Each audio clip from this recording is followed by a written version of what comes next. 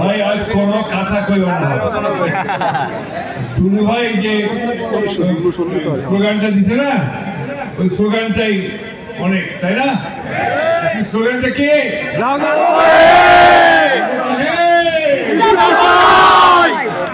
এই স্লোগানটা আরো একদিন দিয়েছিল ব্রিটিশ আমলে, তার নাম ছিল নুরুদ্দিন। সেই ব্রিটিশদের বিরুদ্ধে যুদ্ধ করবার জন্য রংপুর থেকে এসে চিৎকার করে বলেছিল, জাগো বাহে। এখন বুলু ভাই ডাক দিছে, জাগো বাহে। বন্ধুগণ, এই তিস্তা আমাদের জীবন মরণ। আমরা চলি এই তিস্তার পানির পাশে, আমরা ধান ফলাই, মাছ মারি, আমাদের জীবন জীবিকায় তিস্তার উপর নির্ভর করে, তাই না? এই ভারত অত্যন্ত চক্রান্ত করে তিস্তার ঠিক ওই পারে জানে বাঁধ দিছে, বাঁধ দিয়ে সেই পানি আটকায় দেয়। কখন? যখন আমার পানি দরকার, ঠিক না? আর বাঁধ ছেড়ে দেয় কখন? যখন আমার পানি দরকার নাই।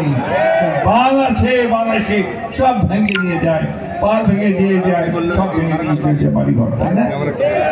সুতরাং আমরা অনেক কথা শুনেছি। 15 বছর হাসিনার আওয়ামী লীগ ছিল, বারবার বলছে তিস্তার পানি আইনে দিব। আমার তো বড় ভাই হয় ইন্ডিয়া, মুখ দিয়ে দিলে দেয়নি, ঠকাইছে। ঠকাইছে আসলে হাসিনা, মানুষকে সে ঠকাইছে। ঠকায় যখন এরা সব দিতে যাওয়ার খান তো পালাইছে, ঠিক না? পালাইছে। বন্ধুগণ, ওই হাসিনাকে আর যেন ফিরে আসতে না হয়, তাকে যেন আমরা ফিরে আসতে না দেই। আর অন্তর্বর্তীকালীন সরকারকে পরিষ্কার বলতে চাই, এই তিস্তার জন্য এখনই ভারতের কাছে দাবি রাখেন, দাবি আদায় করেন। তা না হলে নির্বাচিত সরকারের হাতে ক্ষমতা দেবেন, নির্বাচন দেন, নির্বাচনের ক্ষমতা দেন। বর্ষা সাহেবকে দেখতে চান তো নাকি? দেখতে চায় না, তাহলে ভোট করতে হবে না। তিনটে ভোট দিতে পারে না, আমাদের ছেলেরা ভোট দিতে পারে না।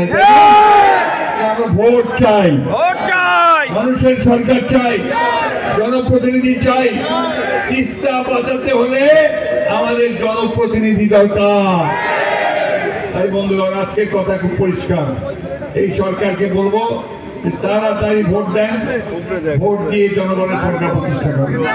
আর তিস্তা বাঁচান, তিস্তা নয়, 54টা নদী আছে ভাই।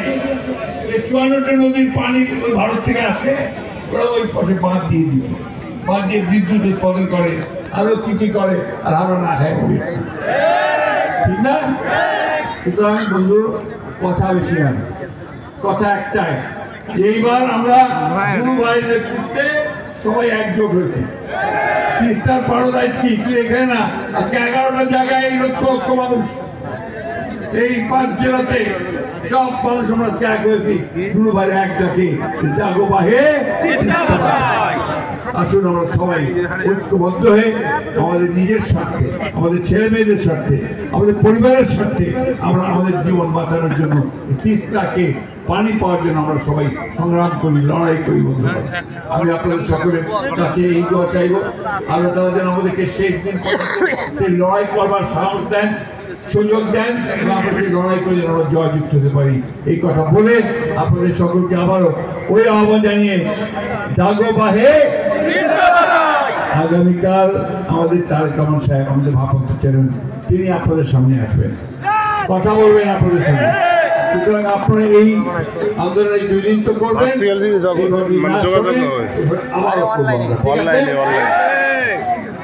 ভালো থাকবেন, সুস্থ থাকবেন। আসসালামু আলাইকুম, খোদা হাফেজ। বাংলাদেশ জিন্দাবাদ, বাংলাদেশ জাতীয় দল জিন্দাবাদ, আমাদের আসাদুল আব্দুল ভাই জিন্দাবাদ, ভরসা ভাই জিন্দাবাদ।